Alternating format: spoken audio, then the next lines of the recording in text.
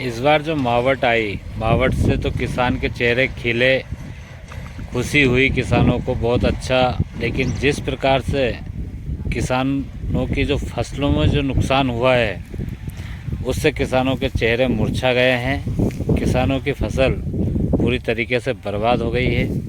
कई किसानों की, सभी किसानों की नहीं हुई है, कहीं कहीं पर जो है फ़ायदा भी हुआ है, तो कहीं कहीं कई किसानों की गेहूं की फसल पूरी तरीके से बर्बाद हो चुकी है। हम देख रहे हैं और आपको दिखा रहे हैं कि किसानों के साथ भगवान ने कहीं अच्छा किया तो कहीं बुरा भी हुआ है। अब देखना ये है कि सरकार इन किसानों को पूरा मुआवजा देती है या नहीं। अब किसानों का हितैषी भगवान तो रुष्ट हो गए।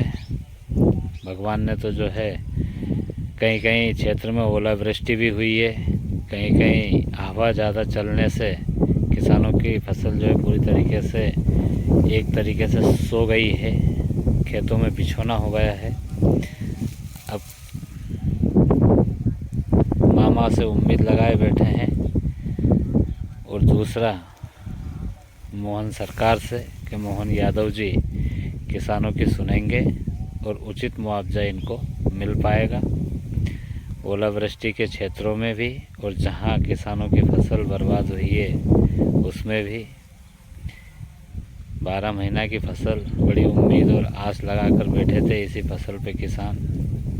कोई काम करने की सोच रहे थे, कहीं शादी करने का, तो कहीं मकान बनाने का या मकान में प्लास्टर कराने का, बहुत सारे काम है। वही काम किसान एक अपनी फसल पे ही निर्धारित है। उसके पास कोई नौकरी नहीं है, कोई कुछ नहीं है, सिर्फ किसानी के सिवा। और किसानों के साथ ही अगर ये होता है तो फिर इसमें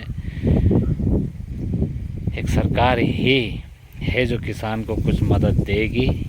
उचित दाम, अगर उचित मुआवजा अगर किसानों को मिलता है तो किसानों के चेहरे खिल जाएंगे। नहीं तो अभी तो किसानों के चेहरे, जिनकी फसल बर्बाद हुई है, वह बहुत दुखी हैं, निराश हैं, उदास हैं।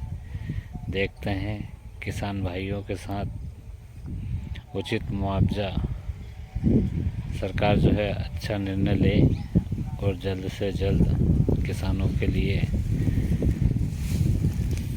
उचित मुआवजा देने की घोषणा करे। न्यूज़ राजगढ़।